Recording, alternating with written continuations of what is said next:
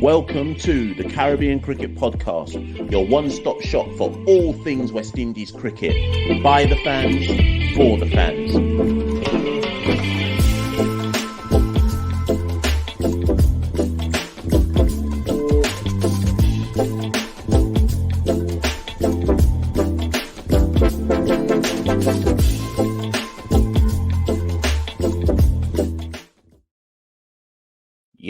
Yes. Welcome back to another edition, another episode of the Caribbean Cricket Podcast. I'm one half of the Caribbean Cricket Podcast, Machel St. Patrick Hewitt.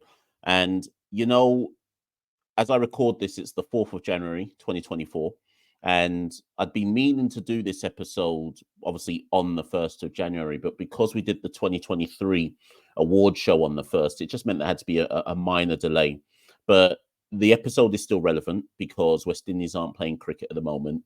There's no real domestic cricket going on at the moment. A lot of the players are in regional camps in their territories ahead of the start of the first class season. Obviously, the players who are going to be playing the test series against Australia are already in Australia.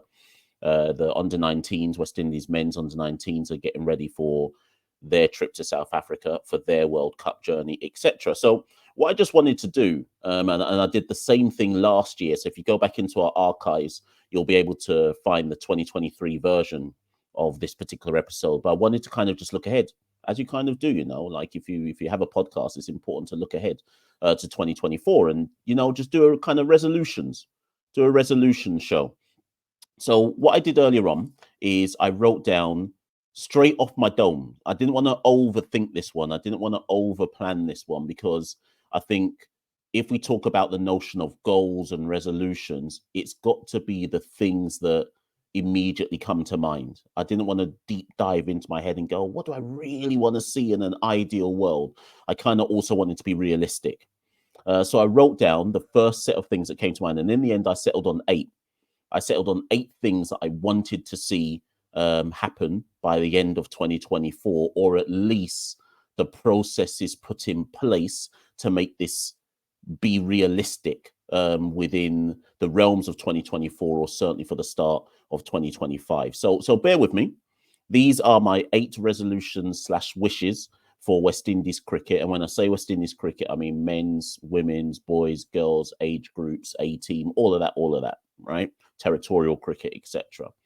So these are my 8 wishes and resolutions. Let me know what you think, as ever, in the comments below. You can see on the ticker tape where you can find the Caribbean Cricket Podcast. If you'd like to support the Caribbean Cricket Podcast, as ever, you should know by now, but just head to www, just on the screen, patreon.com/Carib Cricket if you'd like to contribute to helping the show stay on the road, so to speak. So anyways, resolution number 1. The first wish for 2024, and it should always be, no matter what year this happens, it should always be the number 1 wish. And the number 1 wish is that across 2024, we see progress on the pitch. Forget off the pitch. On the pitch, we see progress. Now, all of the different age group teams are effectively playing this year. For those who don't know, West Indies in tests, or the West Indies men's senior side, this is their engagements for the year ahead. Australia, 2 tests, 3 ODIs, 3 T20s. South Africa at home, 3 T20s. Then it's the T20 World Cup. England away, 3 test matches. South Africa at home, 2 tests and 5 T20s. Sri Lanka away, 3 ODIs, 3 T20s. England at home, 3 ODIs, 3 T20s. Bangladesh at home, 2 test matches, 3 ODIs, 3 T20s. All of this could be subject to change. Given how ram and jam-packed the cricket calendar is every year, just because that's what the itinerary says doesn't mean that that's how it's going to go down across the whole year. If, for those of you who know, the West Indies were supposed to be playing Pakistan after Australia. We were supposed to go to Pakistan.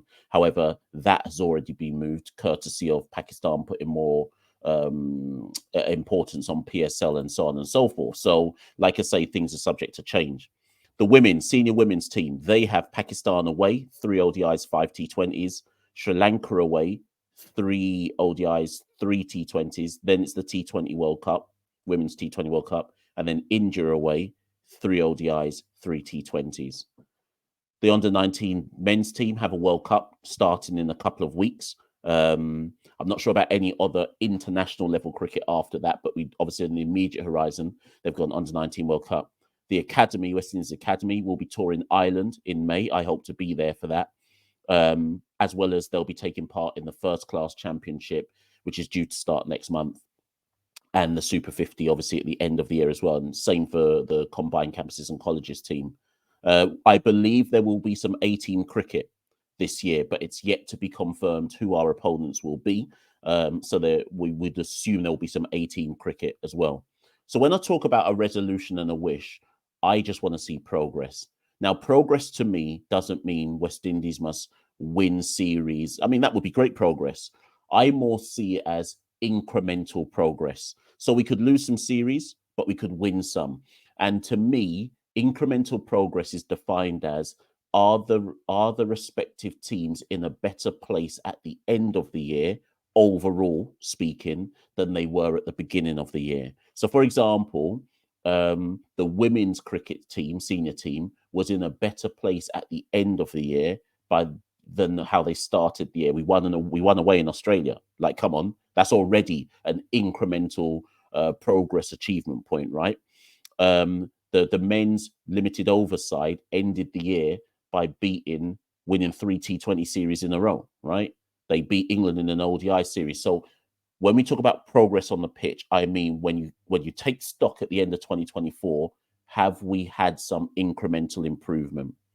For the men's senior side, it will be difficult because their test series this year, Australia away, South Africa at home, England away. It is conceivable that they don't win any test matches this year. But incremental progress for the West Indies would be, do you know what? It would be winning a test at home versus South Africa. That would be incremental progress. Last time they came here, we lost 2-0. We didn't get anywhere close to them last time they came to the Caribbean.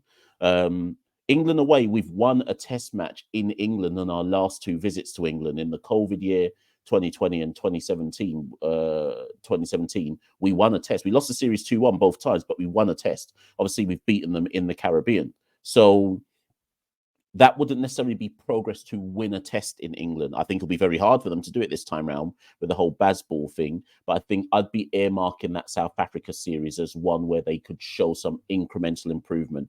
Obviously, Bangladesh at home, you would assume that they go into that as favourites and would win, but we will see. White ball cricket, we've shown incremental improvement in 2023. The key is to just continue it. Under 19 World Cup, we've got to be competitive. I think last time out in 2022, we finished, 10th or 11th? Anything better than 10th and 11th is incremental progress for me. So that's wish number 1.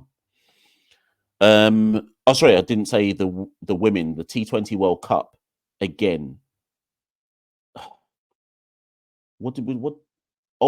I'd like to see us overachieve.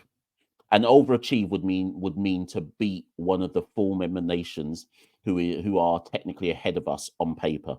And I think we could. We saw what we did in Australia. When things click for this T20 senior side, usually when Haley and Stefani do something, if we could, Deandra Dottin, if you're listening, come back into the fold, Deandra. It's not too late. They could overachieve the West Indies women's team. So that would be incremental progress for them. All of our series this year are away. So winning in Pakistan, winning in Sri Lanka, winning some matches in India, all incremental progress. Anyways, resolution number 2. I would like to see the individual territories in the Caribbean step up and take responsibility. And when I say responsibility, I mean real responsibility for development in their territories. Stop all of this easy. The cop-out in West Indies cricket is to blame Cricket West Indies. It's to blame the president. It's to blame the director of cricket. It's to blame the CEO. I want every single stakeholder in West Indies cricket to hold truth to power, right? But that doesn't mean go after Kishore Shallow. To me, that means go after your territorial president. So Jamaicans, get on Billy Heaven's back. Barbadians, get on Conde Riley's back. Trinis, get on Basaraf's back. The people who run cricket in your territories, hold them to account. What are you doing to improve cricket in the territory? Now, Basaraf could easily turn around to Trinis and say, well, you know what? I've just started at the time of recording. There is an under 23s 50 over competition going on in Trinidad, specifically for under 23 talent. That's a developmental competition. I respect that. Every single territory should be doing the same. Why aren't they? Hold them to account.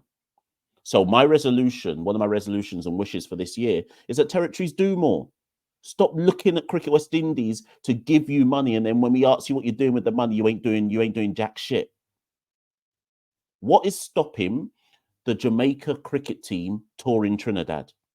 What is stopping Barbados touring the Leeward Islands? What is stopping them playing against each other and using their funding to do under 19 tours as a developmental progress? What is stopping them sourcing their own funding to build and develop academies in their territories? That's my resolution. Step up and do something. Do something and make sure that when you do something, it's joined up thinking that helps West Indies cricket prosper. Resolution number 3. Chris Brabazon has now returned to Australia after doing 3.5 years, 4 years of stellar work, upskilling coaching around the region. The number of level 3, level 2, level 1 coaches that we now have in the region is significantly higher than what it was before Chris Brabazon took on that role as coach development manager. If you haven't listened to the episode we did with Chris Brabazon, it's about 2 years old now, but you can go back into Spotify, Apple, or on YouTube, whatever you prefer, to go back and listen to our episode with Chris Brabazon. He's done his job. He's upskilled a significant amount of coaches within the region. Obviously, West Indies now need to develop on that. They need to appoint somebody to carry on that work. If it's an international, if it's an overseas person, so be it, just as long as someone who's qualified to do the job.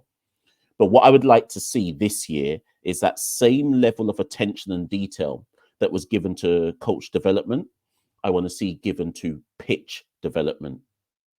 We cannot hope to improve the quality of cricketers within the region if the quality of the pitches in the region remains so low. Though it said ad infinitum in the region that the pitches aren't good enough to encourage top run scoring or to encourage even contest between bat and ball. I would like to see West Indies cricket create a genuine, I wanted to say task force, but that's not the word, but a genuine kind of, what do I want to say here? They need to create some kind of faculty within the Cricket West Indies structure that is completely dedicated to upskilling curators, making curatorship, is that a word? But making it a job that's well paid and worthwhile, and then going around the region and ensuring all the pitches, or as many of the pitches as they can, are maximized to the best quality that they can be within reason. Start first and foremost with the international grounds and work downwards from there. Resolution number 4. Yesterday, well, at the time of recording, Cricket West Indies released, there was a press release about the fact there was going to be a selection overhaul or a review of the selection process. Needless to say, selection in the West Indies has been flawed for a long time. And how we go about selecting people to be selectors, how selectors justify the decisions they make, all of it has been flawed for a long time, right? So Roland Butcher, it's been announced that Roland Butcher's contract is not being renewed, so he isn't a selector anymore. Travis Dowling's no longer a selector. He was the assistant selector for the women's team. Robert Haynes is no longer a selector. I think he was interim for the under-19s, which leaves Desmond Haynes and the respective head coaches, and I guess the captains of those teams will have a bit of say as well. I hope that whatever they do, Miles Bascom and co, whatever they do around this selection review process, that whoever, because I'm assuming that Desmond Haynes will not be selector after the T20 World Cup, whatever follows next is robust. And whatever that selection committee, so the key head selector, lead selector, whatever it might be, whatever it is envisaged to be going forwards from about July, in the middle of the year onwards, that it is transparent and robust and stands up to scrutiny within the Caribbean. I've joked for what, the last 2 years that I'm going to apply to be a selector in West Indies cricket. And I'm not even joking, As soon as I know what the selection process is, I'm applying. Obviously, I don't expect to get anywhere with it, but I'm going to apply, because my argument is that in the 4 years or 3.5 years, whatever it is, that the Caribbean Cricket Podcast has existed, I have given a better rationale for every selection that I've ever suggested than the selectors themselves have given. That's my personal opinion. Obviously, it sounds biased, but I genuinely believe that we give a better rationale on this show than selectors do. And if I can do that, and I'm not even involved in Cricket West Indies, then something is fundamentally wrong with our processes of choosing selectors within the region. If you want to get me involved, Miles, you know where I am. Hit me up. Resolution number 5. I hope that Cricket West Indies continue under Kishore Shallow the significant amount of overhaul that has happened since he became president. Again, if you'd like to kind of get to understand Kishore a bit more, we've actually had Kishore on the show twice. Once when he was vice president and essentially president of the Windward Islands Cricket Board. Again, that's in our archives. You can go listen to it on audio platforms or on the YouTube platforms. And then we obviously did the kind of live face-to-face interview, myself and Santoki, when Kishore was in London this summer. And again, that's a brilliant episode. Go and watch that one as well. That's the best episode we've probably done in terms of professionalism, in terms of how we've produced it. That was live filmed. I got my guy, big up my guy Dumi, who came in and did all the filming around that. And it looked proper. It was a proper professional setup. We're versatile out here, right? Anyways, Kishore has meant business from day one, as far as I'm concerned. I think Kishore's looked at every aspect of West Indies cricket off the field with, I think he's scrutinized it really effectively. And a lot of this overhaul that you're seeing is how Cricket West Indies should have been run for the longest while. Run it as a business. Yes, obviously it's a public interest. It's got a keen public interest across the Caribbean, but we've got to make ruthless decisions. I know that politics comes first before cricket in the region. Like, every cricket decision is almost a political decision. But I think that what Kishore has tried to do, this is my personal opinion, what Kishore has tried to do since becoming Cricket West Indies president is slowly but surely try and professionalize how Cricket West Indies is run, and trying to remove the cronyism and the kind of politicization of cricketing decisions within the region. I think Kishore has tried to apply a notion of, does this make financial sense? How is this beneficial to cricket?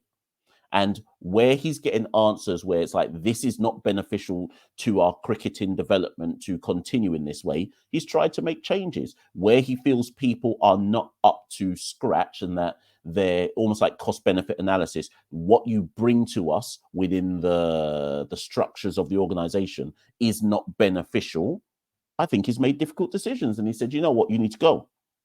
Where people like Conde Riley are moving reckless and they want to leak information to Mason and Guest, leak information to favored journalists and undermine the whole setup, Kishore has sent them letters and admonished them and said, do your job properly. You are not behaving in a manner that befits the cultures and values of the organization. That's how you run a business. That's how you, whether it's a public good or not, that's how you run a business. So more power to how I think Kishore wants to go about things. People cussed him out for the decision that ended up with Sammy being head coach. Are people cussing about Sammy now? All right. Make difficult decisions and defend them with chest. Speak about them with chest. And that way, when people when people start to hold you to account, or say, have you been doing a good job? You can clearly say, I said this with chess. Now look at the results. Was it the right decision? Yes. Okay. Shut your mouth. More of that, please. Resolution number 6. T20s and West Indies representation. So we've just had a tour. We're just in the midst of, or about to begin, a tour of Australia. lots of players said they're not playing Test cricket. They're not going there to play Test cricket. Holder said no. King said no. Hope said no. Bravo's got his own beef going on. And that was seen as a bit of that was seen as the next, Carl Mayer said no. That was seen as the next seminal turning point in West Indies cricket. I still believe, and call me naive, it's a resolution at the end of the day, it's a wish. I still believe that it is possible for the key stakeholders in Cricket West Indies, and if that means it's the selector's role and the head coach's role or whatever, so be it. I still believe that there is it's a very dwindling window, but there is still a window to approach this situation a lot better than we have. No one is denying these players their right to go and to earn their food and eat their food and get the big bag. No one can deny that. Cricket, any sports career is a short career, and man have to eat, man have to take care of their village, their community, their families, and live comfy. Can't deny anyone that. But there is a better man management ensures that when you get to things like a tour of Australia, it doesn't look embarrassing from a public perspective when you come to a press conference and say, well, boy, my man says he's not playing. Next man says he's not playing either. My man over here says he's not playing. What I would love to know is this. How long ago did you know my man weren't going to play in Australia? Did you only find out about 3 weeks before when you decided to come and now select the squads? Because my argument is simple. Plan your year ahead. If you have a couple or 3 or 4 or 5 or 6 T20 guys that you know are generally speaking in the pool of players available for Test cricket and you want to get them involved, sit down with them at the start of the year and tell them that. So you see Brandon King. Okay, Brandon's opted out of Australia. If I'm a selector, Miles, you listening? Let me drink my juice. Miles, Johnny, Kishore, Sammy, Desi, everyone, you listening? Listen to what I'm saying right now. This is how I approach it with Brandon King. I don't ring Brandon King's phone. I don't ring Brandon King's agent. I don't ring them and say, can we have a conversation? I ring them and I say, Brandon, I know Brandon's agent's name, but like, let's leave it, right? Brandon's agent, check this. I'm coming to Jamaica.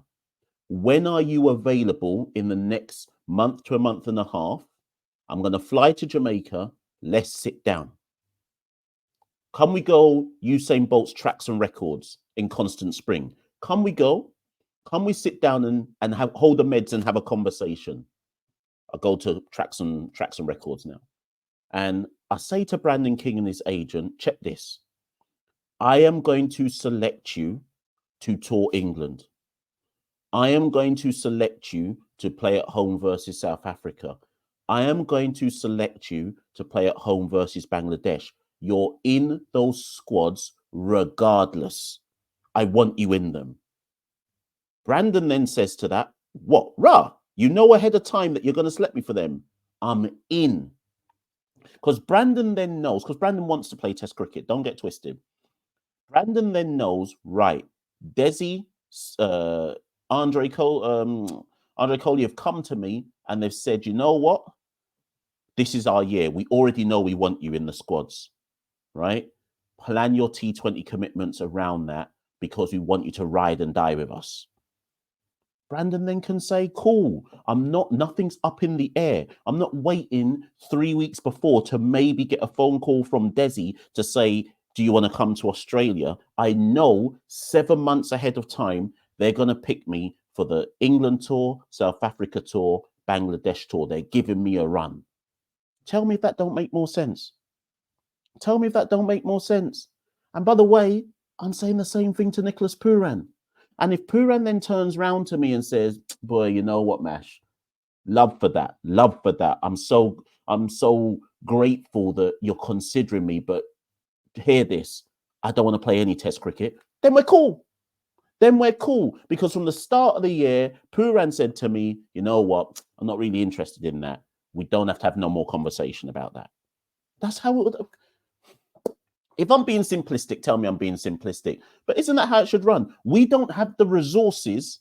We don't have the wide talent pool to ring a man 3 weeks before tournament starts and says, "You playing any T20 cricket or are you available?"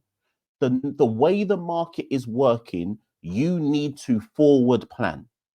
You need to know with the West Indies market and the kind of global T20 market, we now need to know a year in advance who's in our pool of players. We can't be waiting for who does well in the first class championship and then say, well, boy, now let's pick our test squad, because certain players ain't going to play the first class championship, or they're not going to be able to play all games in it. So think outside the effing box. That's my resolution. Resolution number 7. So I was privy to the fact that actually when CPL was happening last year, I was told that there was already discussions going on about holding another T20 tournament, but just for Caribbean players. Because, and again, those of you who kind of watched our CPL content this year, I did enough videos where I said CPL are in big, big trouble because the stars of CPL are still the same goats and stars from when CPL started in terms of Caribbean players. And they haven't, if CPL's being realistic, they haven't developed enough homegrown players where you can say, come watch CPL because we've got this guy. The biggest stars in CPL are still your Pollards, your Narines, your Bravos, etc. Right? Okay, yes, your Purans, but there's not enough homegrown West Indian talent that will draw eyes to the product. So I was told at CPL last year that there was already conversations going on about we need a Caribbean T20.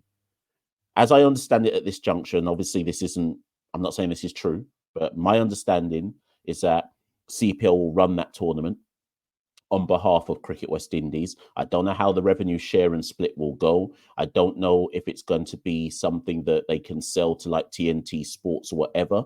But what I do know is that it is long overdue, a Caribbean T20. So my resolution for this is that they get it underway this year. I don't want to hear that it's starting in 2025.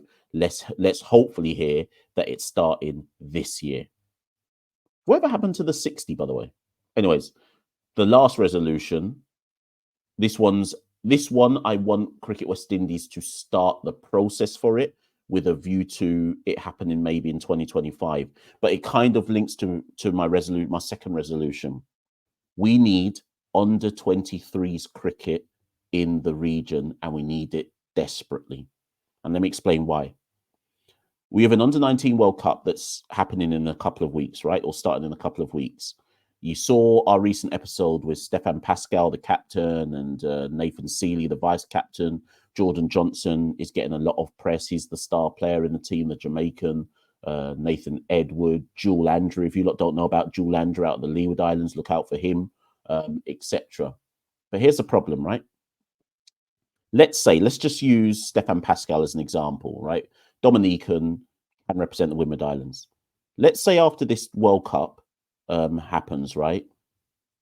Pascal plays 0 games for anybody in the first class championship. So Windward Islands don't pick him. He's not in the West Indies Academy, so he doesn't get picked there.